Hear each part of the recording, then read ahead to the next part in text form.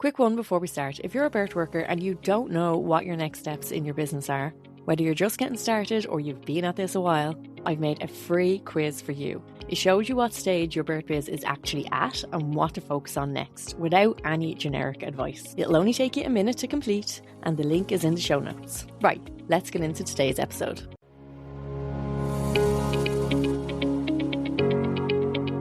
Hello and welcome back to the Pregnancy and Postnatal Entrepreneurs Collective podcast. I am your host, Niamh Cassidy, and today I want to talk about something that I don't think gets spoken about nearly enough in the birthwork world, and it's this. There is a version of you that shows up beautifully for families, competent, caring, confident, present. You know what you're doing. You trust yourself. You are good at this. And then there's the version of you that sits down to work on your business. And that version, if we're honest, is a little bit different, or maybe a completely different person. Uncertain, second-guessing, apologetic almost, like you're doing something you're not quite sure you're allowed to do. Does that sound familiar? Today, I want to talk about why that happens and, more importantly, what to do about it. Because I think this is one of the most important and most skipped conversations in the birthwork business. And I think it's behind a lot of the struggles that so many of you are having. So last week I talked about why the business side of birthwork feels harder than it should. So if you haven't listened to that episode, go back and do. And I got so many messages from people saying, yes, that's exactly it. That's exactly how I feel, and that really landed. And what I kept noticing in those messages was something underneath the practical struggles that people having. So underneath the inconsistent bookings and the confusion about what to post and not knowing what to charge, there was this other thing that was an undercurrent, a kind of discomfort with the whole idea of being a business owner at all. Like it didn't quite fit, like you were wearing someone else's clothes. And I recognize that feeling completely because I had it for such a long time too. When I first started my antenatal business, I'd introduce myself at things and say something like, oh, I'm an antenatal educator. I run some classes for pregnant people. Like it was a little hobby I was doing in my spare time, not a business, not something I was taking seriously, not something that I was really fully committed to and claiming as my own. And the thing is, your business can feel like that too if you don't fully believe that you are actually a business owner. Your business will behave accordingly. So where does this come from? Why do so many brilliant, qualified, really capable birth workers like you struggle to claim the identity of a business owner? I think there are a few things going on, obviously. The first is how we were trained. So most of us did a training that was entirely focused on the care and the emotional side and how to be a doula or how to be a lactation consultant, which is right, obviously. That's what we need to do to be able to work well, to be able to support families. But what it also does, without meaning to, is create this very strong identity around the care, around being a supporter, around the families. And business owner doesn't really sit neatly alongside in the way that we're being trained to think. There's almost an unspoken message that the caring and the business are nearly in tension with each other or something like that. That if you focus too much on the business side, on money or marketing or growth, that somehow you care less about your families. And obviously that just isn't true, but it can feel true. And that feeling is really strong for a lot of us, and I know it was for me as well. Because the second thing is that we've absorbed all the information we've absorbed about money, and for most of us this goes really deep. It's like cultural, it's personal, it's familial. We've absorbed all these messages that about money, and that we shouldn't be caring about money, and that caring professions should just be glad to be doing the work, that charging properly is somehow like it doesn't go with genuinely wanting to help people. I remember a vibe from really early on that because I was so interested in breastfeeding and because I'd been a volunteer breastfeeding counsellor, that I should just be grateful to be able to help people, to be able to put myself in the breastfeeding world. Like caring about it and being able to do work that I genuinely love was good enough, but it doesn't pay my mortgage and it doesn't keep me in this profession long term either. And it doesn't help me go on holidays, and it doesn't help me get my nails done. And it's actually okay to want to do all of those things, and it's okay to want to get paid. And the third thing is that word entrepreneur itself, or business owner. Like most of us, we hear entrepreneur, We picture someone like on Dragon's Den or The Apprentice, or someone in a tech startup, or someone who's going for capital and grants and trying to get money and markets and selling fast. And that's just not us. That's not what that is. That's not what we do. And because that word doesn't fit, a lot of birth workers just kind of opt out of the idea of being a business owner. So you don't think of yourself as an entrepreneur or a business owner.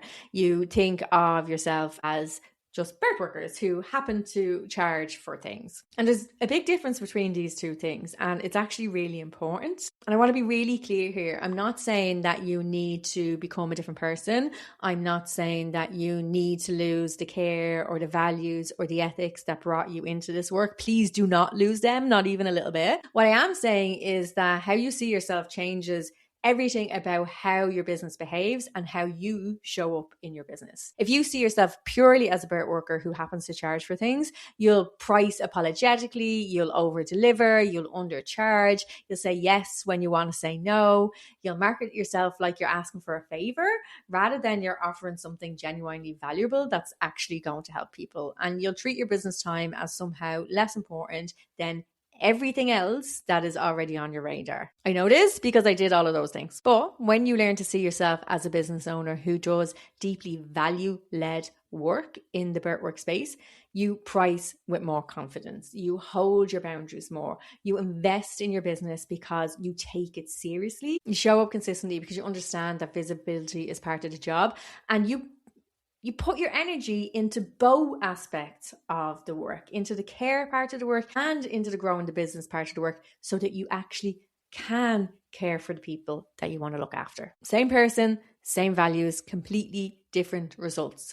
So this identity shift from birth worker who charges to business owner who does meaningful work, this is not a nice to have, in my opinion. It is the thing that everything else rests on. Because I want to tell you about when that happened for me, when this shift happened for me, because it wasn't actually like a sudden revelation. It was actually a really small thing. I was in a mentoring session. This was through one of the local enterprise supports. So a free session, which was great. And the mentor asked me to describe my business. And I did the thing I always did. I said something like, oh, I teach antenatal classes and I'm also a lactation consultant. And that means that I help with people with breastfeeding at home and I teach classes to pregnant people. And I do that kind of around my family. And she looked at me a bit funny and she said, so you're running two businesses? And I said, well, no, I wouldn't call them businesses and not two. They're kind of connected. And she said, why not?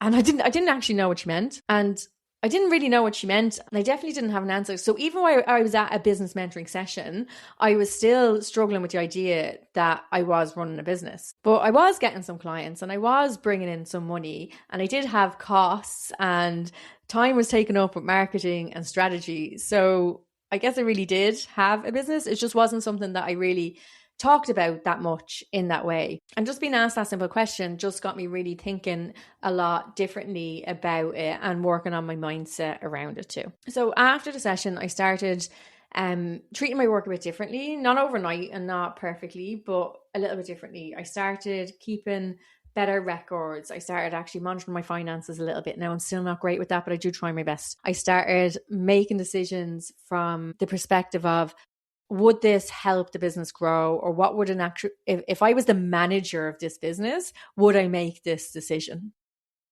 And slowly, and I mean really slowly, this didn't happen in a week, they just started to change. They started to shift. I also joined a membership that helped. It was like a business membership that helped me kind of really work on my mindset around that. And as time went by, I started showing up differently. So I started saying, I'm going to work. I'm working tomorrow. When I was talking to people or even just talking to my husband, I started setting up a little workspace for myself. I started saying to myself, well, these are the hours that I work, rather than just trying to fit everything in everywhere, but never really valuing the time that I was putting into it. So I want to try and offer you a similar reframe, and I want you to really sit with this if you can, rather than just kind of nodding along and thinking, yeah, that makes sense. Being a good business owner is not in conflict with being a good birth worker. It's what allows you to keep being a good birth worker. Think about it this way. If your business doesn't generate enough income, you will eventually have to leave it. We talked about this a bit last week, the 17 out of 18 people who quit after doing their training. And they didn't quit because they stopped caring. They quit because the business side didn't work. And that meant that they couldn't stay. I also heard recently that the average work life of a doula is just 2 years. And that is just sad. So your ability to earn well from this work is what keeps you available to the families who need you. I'm going to say that again. Your ability to earn well from this work is what keeps you available to the families who need you. Your boundaries around your time, your energy, your on-call availability are what stop you from burning out and leaving the profession altogether. Your marketing, your visibility, your showing up, you're telling people what you do is how families who need your support actually find you. None of that is selfish. All of it is service. And I really want you to hear that. Taking your business seriously is an act of service to the families you want to support. Because if your business doesn't work, you're not there for them. So what does this identity shift actually look like in practice? Because I don't want this to be a nice motivational chat that you listen to and then nothing changes. Here are a few things that I notice in birth workers who have made that shift. They talk about their work differently. They stop saying things like, I do a bit of doula work or I run a few classes. They say, I'm a birth doula, I run a doula business. I'm an IBCLC, I run a lactation consultancy. They claim it fully without the qualifiers. And this sounds small, but it does change how other people respond to you, and it changes how you respond to yourself as well. The second thing they do is they charge properly. Maybe not straight away, maybe not without fear, but they get there because they understand that their price is a reflection of the value of what they offer, not a reflection of whether they care or not. Some of the most caring birth workers I know are also the most apologetic pricers, and the two things are not connected. You can care deeply and charge properly. In fact, you have to. If you want to stay in this work long term, you have to charge properly. The third thing that they do is they protect their business time. When you don't really see yourself as a business owner, business time is always the first thing to go. It's the thing that you do when everything else is done, when the dishwasher is empty, when the washing's on, when the kids have been collected, which means that it never gets done. But when you shift the identity, when you genuinely see running your business as part of your job, not a separate thing from you, you start protecting that time differently. You start treating your marketing time, your admin time, your development time, your strategy time as real work. Because it is. The next thing that I see is that they invest in their growth. This is a really big one. Birth workers who don't see themselves as business owners often find it really hard to invest in business support.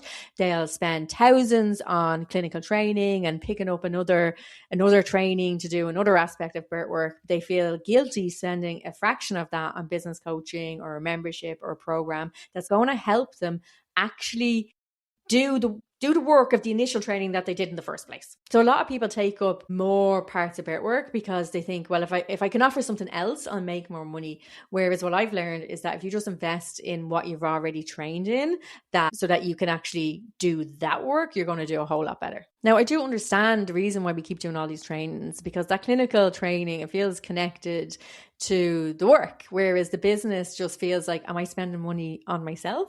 But you are the business. Investing in your business knowledge and skills and support is the same as investing in your clinical skills. It's necessary. It's all part of being good at what you do. Now, I do want to say something honest here as well. This shift is not always comfortable, and it doesn't happen by deciding to do it once. It happens kind of gradually. It's like little moments every time you introduce yourself without the qualifiers, every time you send an invoice without apologizing for it, every time you name your pricing without feeling awkward, every time you hold a boundary instead of giving in, and every time you invest in your business because you believe it's worth investing in. It's also going to bring up stuff about money, about worth, about what you deserve, about what other people will think of you. That's all normal. That's that's just the mindset work that we have to do. I'm not going to pretend that it's easy. I still have my moments, even now, where I catch myself thinking, God, is this right? Or just downplaying or apologizing for something that I don't need to apologize for. But those moments are getting fewer and far between. And as the identity gets stronger, I see less and less of that happening in me, and I see less and less of that happening in my clients. So I want to leave you with just one thing to do this week, just one. The next time someone asks you what you do, whether that's at a social thing or the school gate or a networking event, wherever it might be, I want you to say it fully. Don't say I do a bit of, don't say I just, don't say it's a small thing, but I do a little of this work. Say, I'm a doula, I'm a lactation consultant, I'm an antenatal educator, and I run my own business. Say it and let it land, and don't qualify it. Don't apologize for it. Just say it. And notice what happens. Not just how other people respond, but how it feels in your body when you start to say it fully. Because that feeling, that little bit of discomfort or that slight expansion or whatever it is for you, that's information and it's worth paying attention to. So what I wanted to talk about today, the identity shift, not a tip, not a strategy, the thing underneath all the strategies. I'm going to keep talking about this over the next few weeks because I think it matters so much, and I have something coming that I think is going to help a lot of you get clarity on exactly where you are and what you need to focus on right now. And I'll share more about that soon. So do make sure you are subscribed so that you don't miss it. And in the meantime, if today's episode resonated with you, if you recognize yourself in any part of it, I'd really love to hear from you. Send me a DM on Instagram. I'm at YourBirthBiz, and tell me what came up for you. I read and respond to every single message. There is no bots in my messaging. So if you are there thinking, okay, I get it, but I genuinely don't know where to start with any of this, then have a look at the BirthWiz quiz. That only takes you about 2 minutes, and it'll just tell you what stage your business is at and then give you some next business steps. The link is in the show notes, or you can find it at yourbirthbiz.com/quiz. But remember, you are a business owner. You can be successful. You will be successful. And thank you so much for joining me, and I'll talk to you again next week. Bye.